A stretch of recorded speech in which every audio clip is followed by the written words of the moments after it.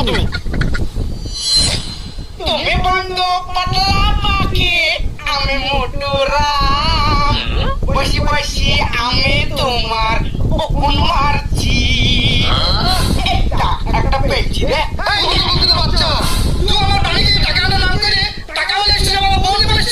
আমি তোমার বউকে লাইছি বউকে, আমি তোমার বাড়িতে টাকা দিতে গেছিল, তোমার বইতে আমার সাথে আসার লেগে লটর পটর করছিল, আবার আমাকে বেশি বকছো, আমরা এবার বিয়ে করবো।